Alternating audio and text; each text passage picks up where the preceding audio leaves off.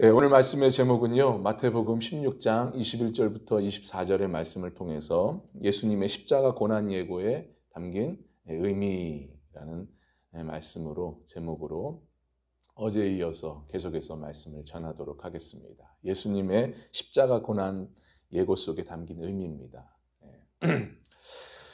어제 말씀드렸다시피 베드로의 신앙 고백, 참된 신앙 고백이었죠.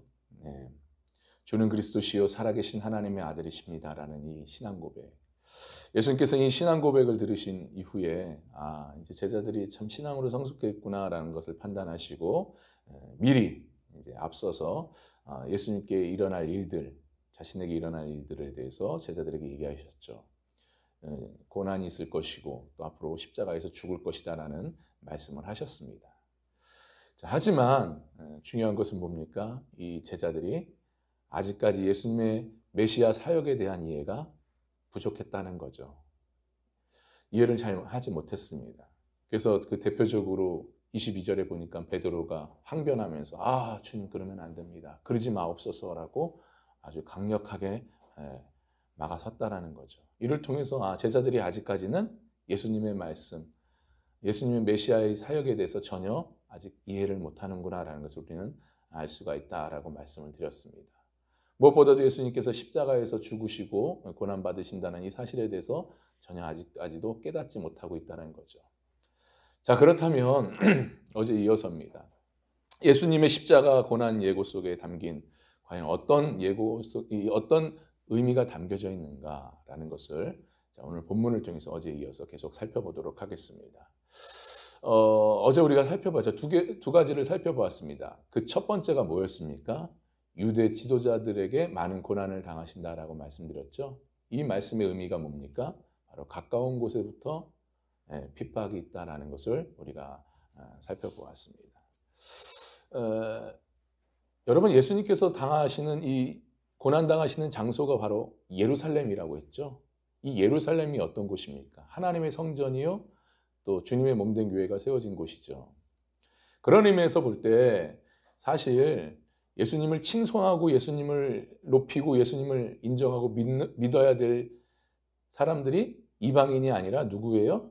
바로 유대인들이었다라는 거예요. 유대인이었어야 된다라는 거죠. 왜냐? 어제는 말씀드리지 못했지만 이들을 통해서, 다시 말해 이 유대인의 혈통을 통해서, 다윗의 혈통을 통해서 누가 나셨어요? 메시아이신 예수님이 나신 거잖아요. 또 또 이 민족을 통해서 메시아가 태어날 거라고 약속까지 하나님께서 하셨는데, 누구보다도 제일 먼저 예수님을 알아보고 믿고 인정하고 칭송을 해야 되는 이들이 오히려 어떻게 했습니까? 예수님을 핍박하고 고통을 주고 아픔을 주고 또 심지어는 십자가에 매달리게 하였다는 거죠. 아무튼 그렇습니다. 그래서 이 말씀을 통해서 우리가 뭘 깨달을 수 있냐라고 했습니다. 뭘 깨달을 수 있습니까?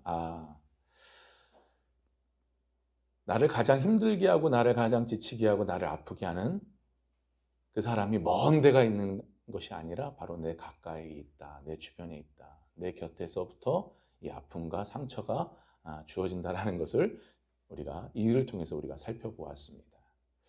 여러분, 그래요. 예수님도 교회에게 그리고 유대인들에게 가진 핍박과 상처와 비난을 받으시면서 고난을 당하셨습니다.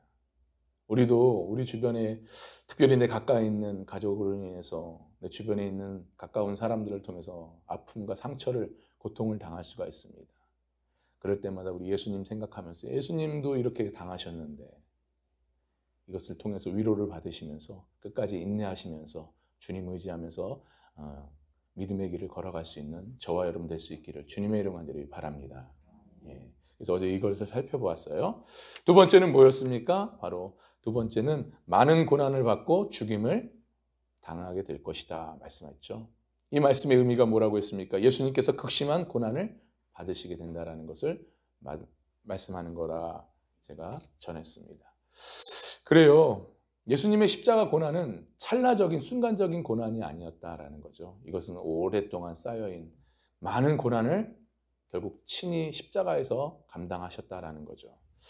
정말 사실 예수님께서 당하셨던 이 고난은요, 사람이 받을 수 없는 정말 비참한 끔찍한 고난이었다는 겁니다.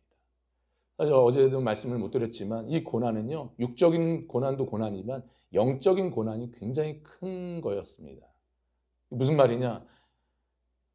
예수님께서는요, 하나님, 성부 하나님과 단절되는, 끊어지는 그런 상태를 경험해야 되는 거예요. 그리고 무엇보다도 예수님은 죄가 없으신 분인데도 불구하고 죄인된 신분으로 그 주님 앞에서 심판을 받아야 된다는 거죠. 우리 대신해서. 이거는 예수님이 감당할 수 없는 그런 끔찍한 고난이었습니다. 자, 그런데 중요한 것은 이 십자가 고난, 이 끔찍한 고난을 누구를 위해서? 누구 때문에? 우리 때문에. 우리가 죄와 죽음과 심판에 떨어지지 않고 거기서 건져내시기 위해서, 우리의 인생을 위해서, 우리의 삶을 위해서, 우리의 영혼을 위해서 친히 그 십자가 고난을 당하셨다라고 말씀을 드렸습니다. 그렇기 때문에 우리가 때로는 하나님의 말씀을 따라서 신앙생활 하다 보면, 또 주님을 위해서 우리가 살다 보면은 우리가 손해보는 일도 있고 억울한 일도 있고 힘든 일, 많은 일을 겪을 때가 있습니다. 자, 그럴 때마다 우리는 어떻게 해야 된다고 했습니까? 감정적으로 싸우거나 맞받아치거나 그러지면 안 된다고 했죠. 오히려 그럴 때일수록 예수님께서 나를 위해서 십자가 통해서 죽으셨고 또 나를 위해서 이 극심한 고통을 당하셨다는 것을 다시 한번 묵상하면서 예수님 바라보면서 우리가 인내하면서 나아가야 된다라고 말씀을 드렸습니다. 자, 어제까지 살펴본 게 바로 이 두 가지였습니다. 자, 이제 오늘 한 가지만 더 말씀드리고 마치겠습니다. 자, 오늘 예수님의 십자가 고난 예고 속에 담긴 의미 세 번째는 뭐냐? 제3일에 살아나야 할 것이다 라고 말씀합니다. 제3일에 살아나야 할 것이다. 우리 21절의 말씀인데요. 우리가 보았지만 다시 한번 우리가 한번 마지막으로 우리가 한번 보겠습니다. 함께 보겠습니다. 시작. 이때로부터 예수 그리스도께서 자기가 예루살렘에 올라가 장로들과 대제사장들과 서기관들에게 많은 고난을 받고 죽임을 당하고 제3일에 살아나야 할 것을 제자들에게 비로소 나타내시니. 아멘.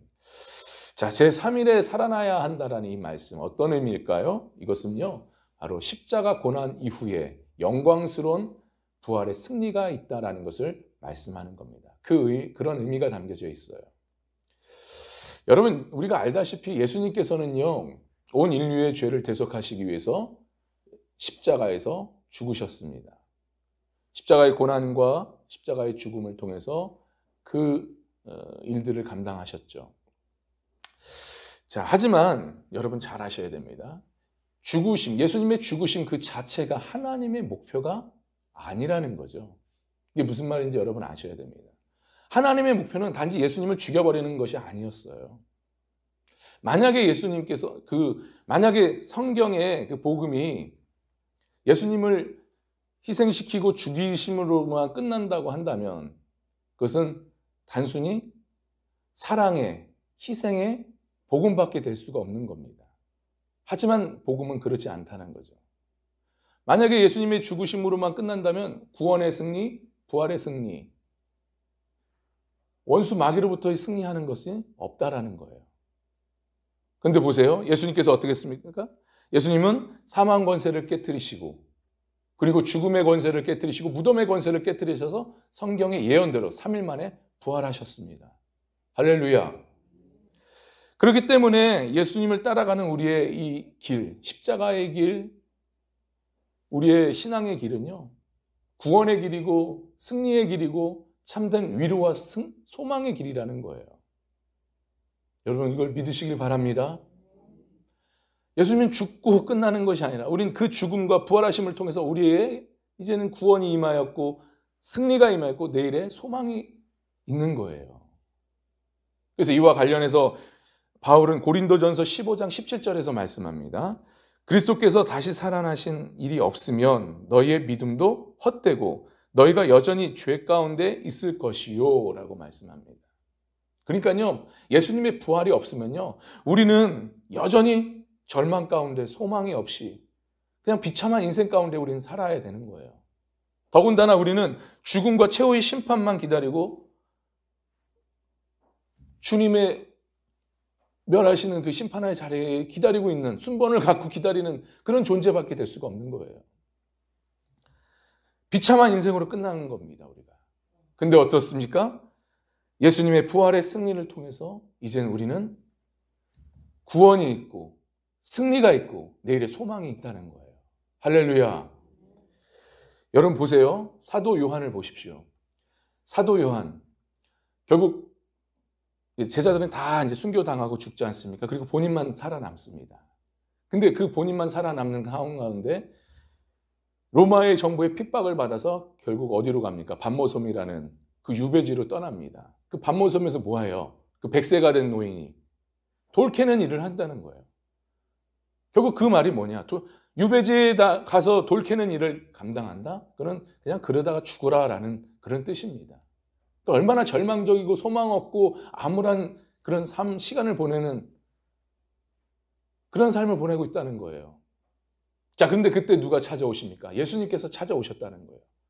찾아오셔서 뭐라고 말씀하십니까? 우리가 한번 살펴봐야 됩니다. 계시록 1장 18절의 말씀입니다. 계시록 1장 18절의 말씀. 맞습니다. 18절 말씀이에요. 곧 살아있는 자라 내가 전에 죽었노라 볼지어다 이제 세세토록 살아있어 사망과 음부의 열쇠를 가졌노라 하시는 이 말씀. 여기서 우리가 봐야 될 것은 볼지어다라는 말씀이에요. 볼지어다. 앞서서 계속 볼지어다 하는데 18절에서 볼지어다라고 얘기를 하세요. 이 볼지어다라는 말씀이 뭔지 아십니까? 이 의미를 우리는 잘 살펴봐야 돼요.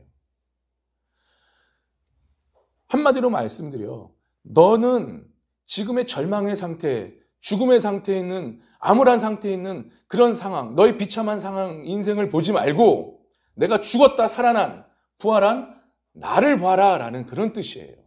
그런 말씀을 하고 있는 겁니다. 그러니까 결국 무슨 말씀입니까? 어떤 의미가 담겨져 있어요? 나와 함께하는 자들은 결국 어떤 어려움과 고통 가운데 있을지라도 결국 죽지 않는다라는 거예요. 다시 부활한 나를 봐라. 나를 보고 소망을 품어라 라고 말씀하는 겁니다. 할렐루야. 그랬더니 결국 이 말씀을 받은 사도 요한이 어떤 일을 감당합니까?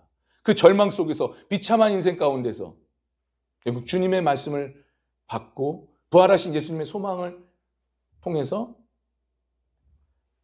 소아시아 7교회를 깨우는 이 계시록을 기록하지 않습니까? 그리고 마지막까지 자신의 사명을 감당하며 승리하는 그런 모습을 보여줬다라는 거예요. 여러분, 그렇습니다. 오늘날 우린 참으로 참 힘든 시기를 겪고 있어요. 참 어렵고 고통스러운 시간, 이런 적이 없었을 것 같습니다. 참으로 힘든 이 코로나로 인해서 정말 많은 사람들이 고통을 당하고 있습니다. 이건 기독교인들도 마찬가지, 성도들도 마찬가지죠. 정말 예전처럼 이렇게 참 예배를 잘 드릴 수 있는 상황도 아니고 또 무엇보다도 삶이 얼마나 피폐했는지 이게 육적인 것도 그러지만 이 심리적인 이 정서 상태도 많이 피폐해진 상황 속에서 우리가 살아가고 있습니다. 근데 그래도 우리 그리스도인들, 성도들은 그래도 우리가 이런 어려움 속에 살지만 버티고 그리고 인내하면서 참을 수 있는 그 이유가 어디에 있느냐라는 거예요. 이 어려움 속에서 그래도 인내하면서 그래도 끝까지 우리의 삶을 지켜나갈 수 있는 그 근거가 뭐냐라는 겁니다. 뭐겠습니까, 여러분? 뭐 때문에 우리가 이렇게 버티고 인내하면서 살아갈 수 있는 거겠습니까? 바로 부활하신 예수님, 십자가에서 죽으셨다 부활하신 예수님의 이 놀라운 사건 때문에 부활의 소망이 있기 때문에 우리가 오늘도 이렇게 우리가 버텨나가면서 이렇게 새벽기도 나온 거 아니겠습니까? 참으로 오늘날 아무리 이 땅 가운데 힘들고 어렵더라도 몸도 아프고 또 삶도 팍팍하고 힘들고 되는 일도 없는 것 같고 할지라도 그럴지라도 우리의 마지막이 뭐냐라는 거예요. 우리의 결말이 뭐냐라는 거예요. 뭐겠습니까? 부활이라는 거예요. 부활. 부활의 소망이 있다는 거예요. 예수님이 그걸 보여주시는 겁니다.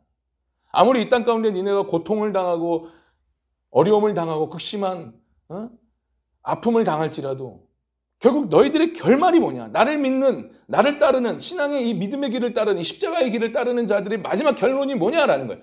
부활이다라는 거예요. 여러분 이 부활의 소망 믿으시길 주님의 이름으로 간절히 축원합니다. 그러니 우리는 그 부활의 소망 때문에 오늘도 버티고 오늘도 감사하면서 오늘도 이렇게 기도의 자리에 나온 줄 믿습니다. 그러니 어떤 어려움이 있을지라도요. 상황에 굴하지 마시고 어떤 일에 대해서 무너지지 마시고 오히려 그럴 때일수록 더욱더 기도의 자리에 나와서 부활의 소망 되신 예수님을 붙잡고 의지하면서 나도 결론적으로 예수님처럼 다시 부활한다라는 그 믿음을 가지고 끝까지 주님 주신 이 삶을 잘 감당하여서 더욱더 하나님께 영광 돌릴 수 있는, 그래서 무엇보다도 주님이 다시 오실 때 기쁨으로 주님을 맞이할 수 있는 저와 여러분 될 수 있기를 주님의 이름으로 간절히 축원합니다. 축원합니다.